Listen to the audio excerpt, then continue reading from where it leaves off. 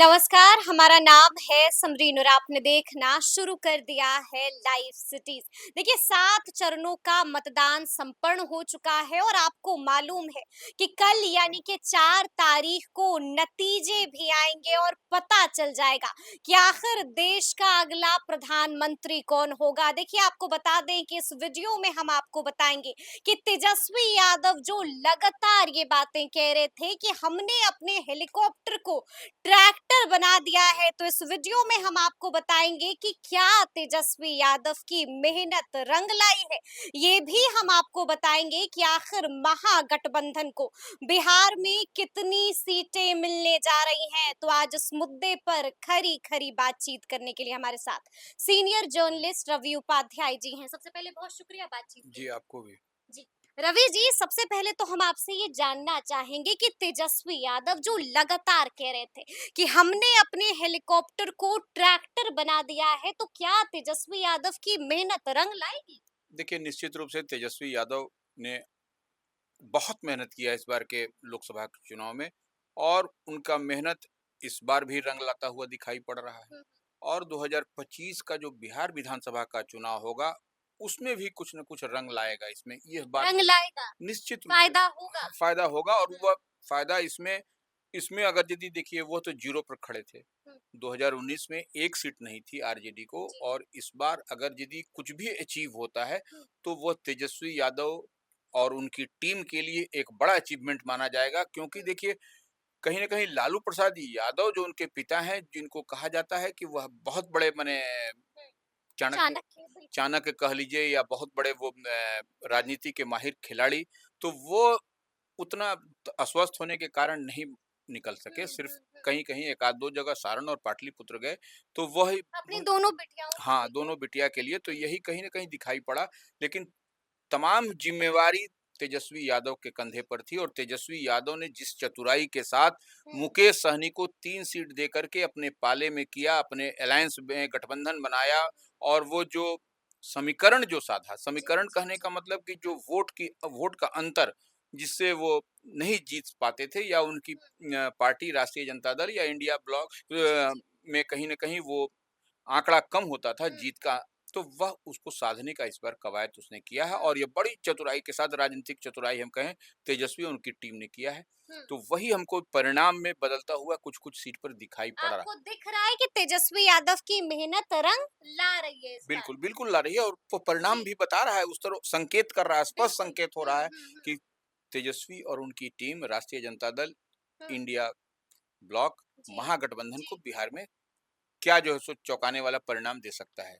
चौंकाने वाला परिणाम दे सकता है। अब हम सीधा मुद्दे पर जाएँगे और सीधा सवाल है मेरा आपसे रवि जी कि क्या लगता है महागठबंधन को बिहार में कितनी सीटें मिलने जा रही हैं? देखिए, महागठबंधन को हम कहें तो 6 सीट मिलती हुई दिखाई पड़ रही है। 6 सीट महागठबंधन के खाते में जाती हुई दिखाई दे रही है। निश्चित रूप से महागठबंधन इंडिया ब्लॉक आरजेडी जिसमें जी, है जी, जी। ड्राइविंग सीट पर हाँ। उसमें 6 सीट आपको एकदम क्लियरिटी के साथ दिखाई पड़ रही है कि हुँ, वह 6 सीट इनके खाते में आ रही है। हुँ। कौन-कौन सी है वो 6 सीटें? बिना देरी के हम जानना चाहेंगे। देखिए उसमें जैसे जहानाबाद है, हुँ, हुँ। खगड़िया है, जी, जी। किशनगंज है, हुँ, कटिहार है, हुँ। बक्सर है और नवादा है। नवादा है, बिल्कुल। जी, ये 6 सीटें हैं जो महागठबंधन के खाते में जा सकती हैं। बिल्कुल, बिल्कुल यह जा जी। सकती है या जो पलड़ा भारी या एज हुँ, जो हम लोग हुँ, कह रहे हुँ। हैं वह दिखाई पड़ रहा है स्पष्ट तौर पर। चलिए अब हम एक-एक सीट की चर्चा कर लेते हैं रवि जी। शुरू करेंगे हम लोग किशनगंज से। देखिए किशनगंज में हमें मालूम है कि पहलवान मैदान में कौन-कौन है? क्या लगता है क्यों एक बार फिर से यहाँ पर जीत रहे हैं कांग्रेस के मोहम्मद जावेद? देखिए जो किशनगंज जो अल्पसंख्यक बहुल इलाका हुँ, है, तो ऐसे में ये ट्रेडिशनली वोट भी अगर आप देखिएगा तो अल्पसंख्यकों का कांग्रेस के साथ जुड़ता रहा है। हुँ, यह कोई पहली बार और ये तेजस्वी यादव या राहुल गांधी का नहीं है, ये कांग्रेस के साथ में मुस्लिम समाज का वोट गिरता रहा है और ऐसे में आप किशनगंज जो मुस्लिम बहुल इलाका है, हुँ। तो वो वहाँ पर बट ऑब्वियस है कि वो उनके पास कोई ऑप्शन भी नहीं है। इस बार एंटी इनकम्बेंसी बहुत थी। वही हम कह रहे हैं कांग्रेस के जो मोहम्मद जावेद जी। थे उनके खिलाफ बहुत एंटी इनकम्बेंसी थी, लेकिन जो एआईएमआईएम के अख्तरुल इमान वहां से जो कैंडिडेट थे, ओवैसी की पार्टी से, और दूसरी तरफ जेडीयू से मुजाहिद आलम। हम मुजाहिद आलम थे, तो यह कहीं न कहीं वोट जाया होता। अब वोट जाया होता तो कौन जीतता, यह स्पष्ट संकेत दिखाई पड़ रहा था। तो इसलिए इस लिहाज से मुस्लिम समाज का जो स्ट्रेटेजिकल वोट करने के लिए जाना जाता है मुस्लिम समाज, वह इधर-उधर वोट नहीं करता है। वह एक-एक वोट का अपने का वह कीमत समझता है कि एक वोट पे अगर हम जिससे बर्बाद हो गया, नोटा पर चला गया, इधर-उधर चला गया, तो वो क्या उसका परिणाम होगा, क्या रिजल्ट होगा, यह स्पष्ट रूप से समझता है। तो ऐसे में आपको किशनगंज में एकदम पूरी तरह से क्लैरिटी के साथ मोहम्मद जावेद, जो कांग्रेस प्रत्याशी हैं, सिटिंग एमपी हैं, वहाँ से उनके पक्ष में वोट जाता हुआ दिखाई पड़ा है। और वही नहीं, देखिए, कांग्रेस का अपना भी कुछ न कुछ वोट होता है, मुस्लिम तो छोड़ दीजिए, मुस्लिम का तो मान लीजिए वोट है, लेकिन उसके अलावा जो आपको किशनगंज में जो अपर कास्ट के वोट हैं या अन्य समाज का जो वोट है, वह भी जो है सो मोहम्मद जावेद को, जो कांग्रेस का ट्रेडिशनल वोट रहा है, वह भी उनके को मिला है। यानी कि यहाँ पर एंटी इनकम्बेंसी नहीं चली, आखिरकार लोगों ने जो है मोहम्मद जावेद के ही हक में मत किया है। देखिए, एंटी इनकम्बेंसी थी, बहुत थी, इसमें जी। कहीं कोई दो मत नहीं, आपकी बात सही है। लेकिन सबसे बड़ी बात है कि वो लोग वोट क्या करते, किसको करते, वोट अपना जाया तो करते नहीं। तो जो वोट जाया नहीं करेंगे तो इनके पास ऑप्शन क्या था? मोहम्मद जावेद कांग्रेस के सिटिंग एमपी को छोड़ करके कोई दूसरा ऑप्शन था ही नहीं। इसीलिए जो है सो मुजाहिद आलम भी बहुत सॉफ्ट आदमी, बहुत वन टू वन कांटेक्ट वाले आदमी हैं, और अख्तरुल इमान की तो बात ही नहीं कहना। लेकिन फिर भी ये लोग को लड़ाई यहाँ पर, देखिए, ये कोई विधानसभा की लड़ाई नहीं है, लोकसभा की लड़ाई। तो ऐसे में जो देश के में जो सिनेरियो बनता हुआ दिखाई पड़ रहा था, इंडिया और एनडीए, तो इन लोगों ने इंडिया को पसंद किया और इंडिया के कांग्रेस उम्मीदवार जो है सो मोहम्मद जावेद के पक्ष में वोट किया। मोहम्मद जावेद को पसंद किया है। अब हम अगली सीट पर आ जाते हैं और अगली सीट जिसकी हम चर्चा करने जा रहे हैं वो है कटिहार की सीट। एक तरफ थे दुलाल चंद गोस्वामी और दूसरी तरफ थे तारिक अनवर, और अब बता रहे हैं कि यहाँ से आगे निकलते हुए दिखाई दे रहे हैं तारिक अनवर। क्या वजह है रवि जी? देखिए, तारिक अनवर अपने माने चुनावी पारी का वो अंतिम खेल रहे थे। जी। वो क्यों, उन्होंने घोषणा भी किया था कि हम जो है सो अंतिम जो है सो पाली खेल रहे हैं, अब हमको चुनाव नहीं लड़ना है। जी। तो यह कहीं न कहीं सिंपैथेटिकल ग्राउंड से, और जिस तरह से तारिक अनवर का एक वीडियो वायरल हुआ था वो रोते हुए, यह सबको याद होगा कि जिस तरह से वो रो रहे थे, तो वो अंतिम पाली खेल रहे हैं। और तो कहीं न कहीं वो उन मतलब कि कटिहार की जनता ने आंसू पोंछ दिया है आज तारिक अनवर का, बिल्कुल पोंछा है। और देखिए, साथ दे दिया है। कटिहा देखिए, जी। तारिक अनवर एक ऐसे नेता हैं, ऐसे नेता अब तक देखे जाते रहे हैं कि वह समाज का हर वर्ग उनसे उतना ही दुलार और प्यार करता है, जितना कि माने आप किसी भी पार्टी दल का वैसा नहीं हमको दिखाई पड़ता है। और देखिए, सबसे बड़ी बात एक और है, कटिहार जो प्रॉपर ये जो शहरी इलाका है, उसमें भी भारतीय जनता पार्टी के एमएलए होने के बावजूद वहां पर वह वोट भी तारिक अनवर को मिला है। कटिहार शहर से, तो जो जहाँ से हारा करते वहां से लीड नहीं मिलता था, बढ़त नहीं बना सकते थे तारिक अनवर पिछले चुनाव में, वहां से जब बढ़त बनाया है, तो यह भी एक लीड करते हुए दिखाई दे रहे लीड हैं। करते हुए दिखाई जी, पड़े। जी, लोगों जी। में उनके प्रति सहानुभूति थी कि नहीं, तारिक अनवर को हमको बनाकर इस बार भेजना है, क्योंकि अब बोल रहे हैं अंतिम बार चुनाव है।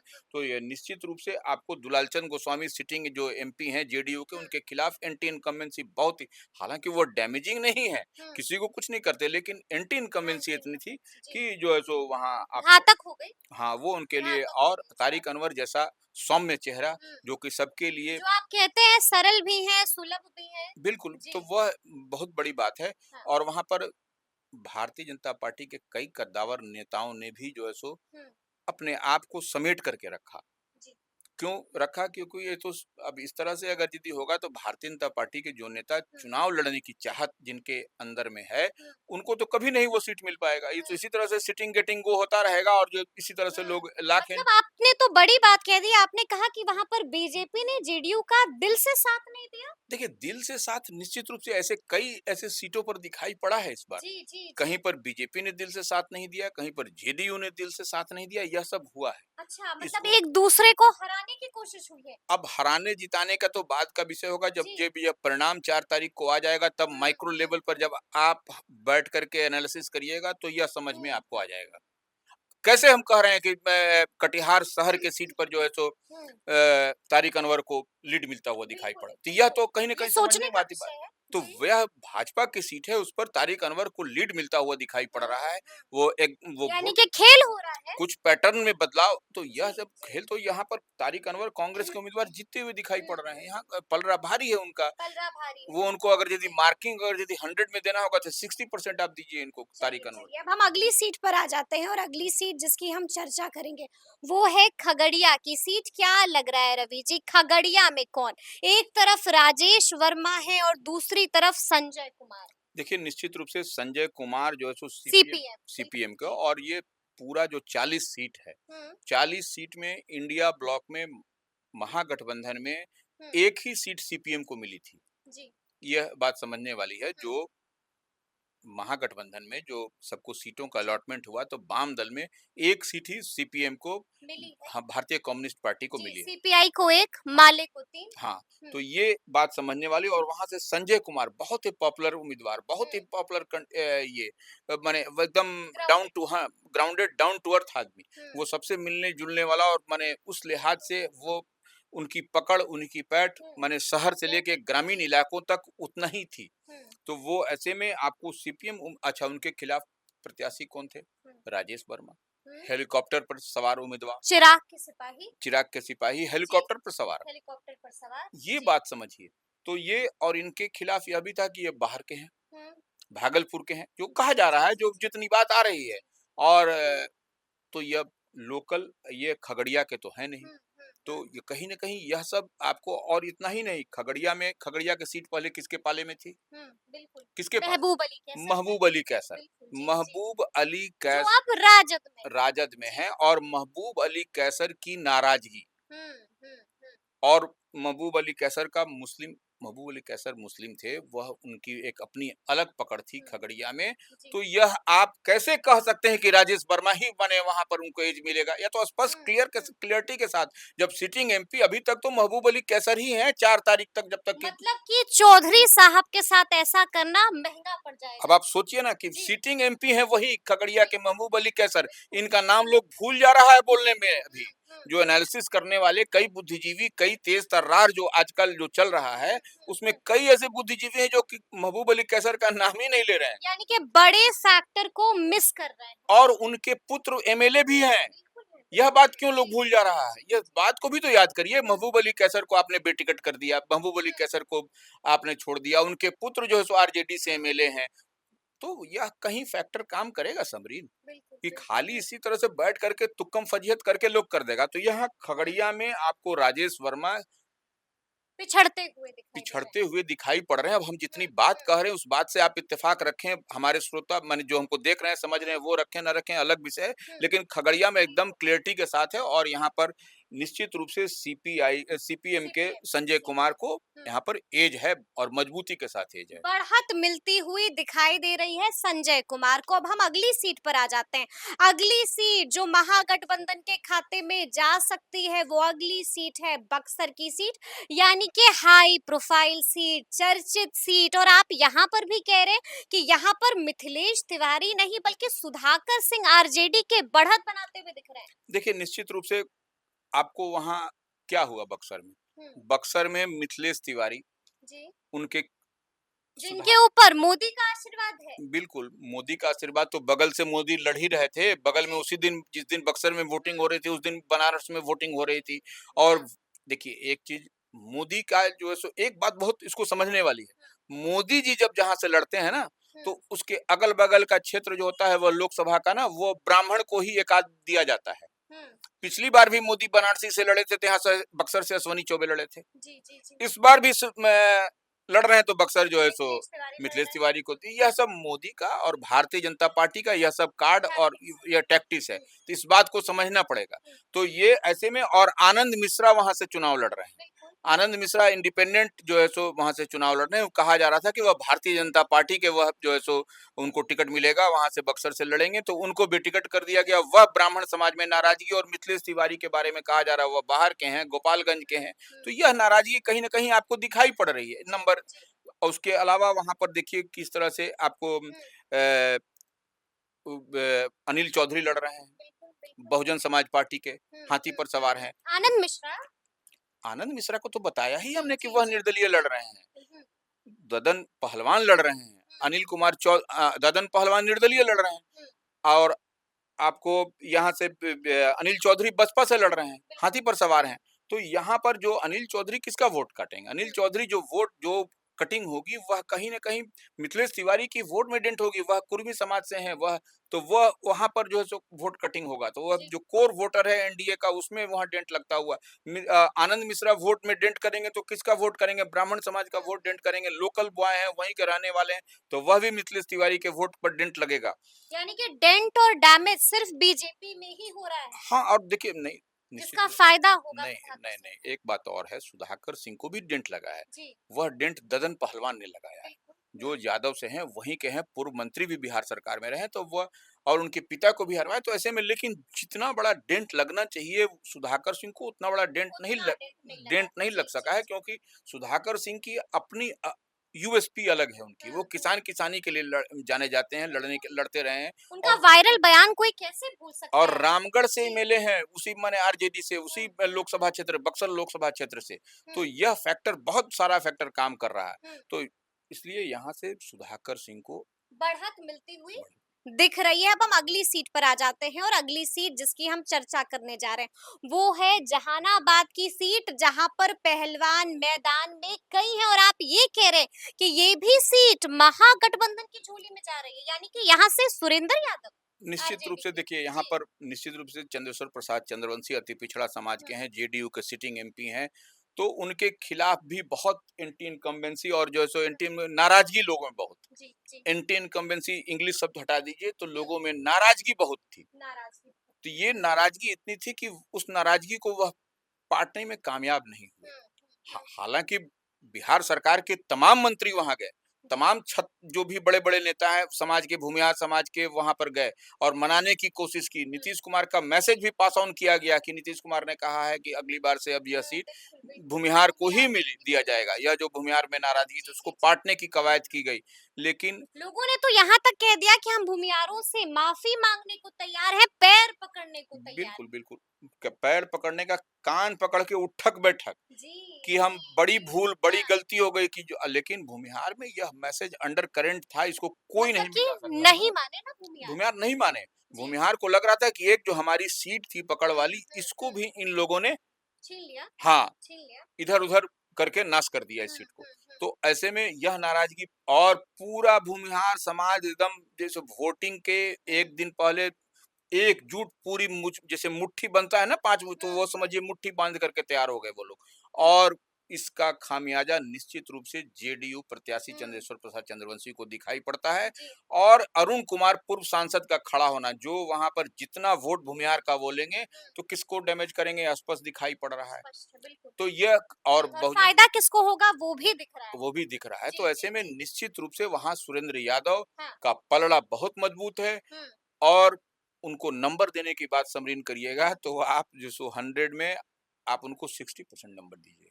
100 में 60% अंक हम उनको दे सकते हैं। चलिए बिल्कुल। अब हम अगली सीट पर आ जाते हैं रवि जी, और अगली सीट जिसकी हम चर्चा करने जा रहे हैं वो है नवादा की सीट। आपने इसको भी दे दिया है तेजस्वी यादव की झोली में। देखिए निश्चित रूप से नवादा में बहुत कसमकस फाइट जी, वहाँ पर जी। हुआ है और वहाँ आरजेडी से श्रवण कुशवाहा, हुँ, यह एक नया सोशल इंजीनियरिंग वहाँ पर किया जी, गया है। जी। भूमिहार में नाराजगी क्या थी? कुशवाहा कार्ड चला? वही हम बता रहे हैं कि वहाँ पर देखिए श्रवण कुशवाहा को आरजेडी ने जी, उम्मीदवार बनाया। जी। अब वहाँ विवेक ठाकुर भारतीय जनता हुँ, पार्टी से, वहाँ के सिटिंग सांसद कौन थे? चंदन चंदन सिंह। सिंह थे, हुँ, सूरजभान सिंह के भाई थे, हुँ, लोक जनशक्ति पार्टी से थे, जो देखिए आपको खगड़िया में होता हुआ दिखाई पड़ा। हुँ। महबूब अली कैसर का नाम भी लोग नहीं जान रहा था, यहाँ पर जी। चंदन सिंह को कहीं कोई नाम, कोई चर्चा नहीं, कोई हाँ, बात हाँ, नहीं। हाँ। तो यह क्या हो रहा है? और जी। एनडीए फोल्ड से ही वहां पर आपको जो है सो हुँ, प्रत्याशी विवेक ठाकुर हैं। हुँ, निश्चित रूप से बड़े नेता हैं वो, राज्यसभा के सांसद हैं। हुँ, सीपी ठाकुर कद्दावर नेता भूमिहार समाज के, उनके पुत्र। लेकिन वहां पर कहा जा रहा था कि हुँ, वही जो मिथिलेश तिवारी के साथ बक्सर में भीतरी बाहरी, वही भीतरी बाहरी विवेक ठाकुर के साथ भी यहाँ हुँ, नवादा में हुआ है आपको। हुँ, लोग बिल्कुल। कह रहे थे इनका तो कोई, इनका दूर दूर तक का रिश्तेदार नहीं है यहाँ। हुँ, तो ये एक बड़ी बात समझ में एक आ बड़ी रही। बात समझ आ रही। जी। और वहां पर एक दूसरा आपको राजबल्लभ यादव परिवार को जो जिस तरह से टिकट आरजेडी ने नहीं दिया, हुँ, भी तो आरजेडी का वहां पर गढ़ माना जाता है, जी, जी, जी। तो वो राजबल्लभ यादव के कारण ही, हुँ, और उनकी पत्नी भी वहां से एमएलए है राजबल्लभ यादव की, जी। उनके भाई भी लोकल बॉडी से वहां हुँ, एमएलसी हैं। हुँ, तो यह सब तमाम समीकरण मिला करके जब टिकट नहीं मिला तो इंडिपेंडेंट हुँ, राजबल्लभ यादव के भाई विनोद यादव खड़ा हो गए। हुँ, तो यह थोड़ा थोड़ी परेशानी तो हुई, हुँ। लेकिन वहां पर श्रवण कुशवाहा, जो हम बार बार कहते हैं, जो सोशल जी, जी, इंजीनियरिंग जी। किया गया कुशवाहा, एम वाई के साथ के, हुँ। मुसलमान यादव के साथ के, माने कुशवाहा। यानी कि माई को माइक तक हाँ, पहुँचा दिया गया। हाँ। तो जी। वो जब के साथ में ऐड हुँ, ऑन हो गया तो वह आप समझ लीजिए कि क्या वहां पर हुँ। होता हुआ और दिखाई किसकी बढ़त है ये किसकी साफ बढ़त। दिख रहा है। एक चलिए, बिल्कुल एक आखिरी सवाल है मेरा आपसे रवि जी। देखिए मुकेश सहनी अब तेजस्वी यादव के साथ आ गए। तो क्या इसका भी फ़ायदा मिला है तेजस्वी यादव को? देखिए, निश्चित रूप से फायदा मिला है। फ़ायदा मिला है। हाँ, हुँ। फायदा मिला है, कुछ सीटों पर मिला है, कुछ सीटों पर नहीं मिला है। लेकिन वीआईपी का तो आपने खाता भी नहीं खोला। हाँ, वीआईपी का देखिए, आप जैसे कई जगह सीटों पर जी। आप काराकाट में ही जैसे देखिए, हुँ, हुँ, काराकाट में हुँ। उपेंद्र कुशवाहा के खिलाफ में एक एआईएम ने प्रत्याशी दिया था, हुँ, बिल्कुल। ओवैसी की पार्टी ने, वह मल्लाह समाज से। जी। तो वह मल्लाह समाज का हुँ। कितना वोट लिया जी, है, यह सबको ही जी। पता चल हुँ, जाएगा। हुँ, तो यह कहीं न कहीं देखिए, इधर लेकिन अन्य सीट पर आपको हुँ, हुँ। खेल हुआ है। खेल हुआ हाँ, है। हाँ, निश्चित रूप से खेल हुआ यानी है। कि छोटे भाई और बड़े भाई की जोड़ी जो है वो कारगर साबित हुई है बिल्कुल, बिहार बिल्कुल। में। ये तेजस्वी ने एक एक्सपेरिमेंट किया। जी। इसको ऐसे समझना होगा, तेजस्वी ने एक्सपेरिमेंट किया हुँ, कि जो उनका जीत के हुँ, मार्जिन के लिए जो नंबर कम आता था, हुँ, उस नंबर को उसने सन ऑफ मल्लाह मुकेश सहनी को साथ में हुँ। ले आकर के ऐड ऑन करने का, जोड़ने का काम किया है। यानी कि जो स्टैग्नेंट हो जाता था पॉइंट बिल्कुल, उसको बिल्कुल। आगे बढ़ाने की हाँ, कोशिश की। ये अभी हुँ, के दौर में लोकसभा चुनाव में भी दिखाई पड़ रहा है, और तेजस्वी ने यह जो तैयारी की है, हुँ, यह तैयारी 2025 के बिहार विधानसभा 2025 चुनाव के लिए, यह है बिल्कुल। कि वह वोट को जोड़ करके हुँ, हुँ। रखने के लिए, और चलिए, इसीलिए जी। देखिए वह जो एम वाई के साथ के को जोड़ा, हुँ, म- यानी मल्लाह को जोड़ा, जी। सहनी को जोड़ा, हुँ, तो यह सब जोड़ करके छोटे छोटे समीकरण को जोड़ करके एक बड़ा जो है सो हुँ। वो नंबर तैयार कर रहे हैं। नंबर तैयार कर रहे हैं तेजस्वी यानी कि बड़ी प्लानिंग है। बिल्कुल। बड़ी प्लानिंग है और 2025 की प्लानिंग है। तो देखिए इस वीडियो में हमने आपको बताया है कि आखिर वो कौन-कौन सी सीटें हैं जो एनडीए हार सकती है और तेजस्वी यादव की झोली में, या फिर आप इसे ऐसे कह सकते हैं कि महागठबंधन की झोली में ये सीटें आ सकती हैं। तो ये पूरी बातचीत आपको कैसी लगी है कमेंट करके हमें ज़रूर बताइएगा। तो ऐसे तमाम अपडेट्स के लिए ऐसे ही हमारे साथ बने रहिएगा और देखते रहिएगा लाइव सिटीज़। बहुत शुक्रिया।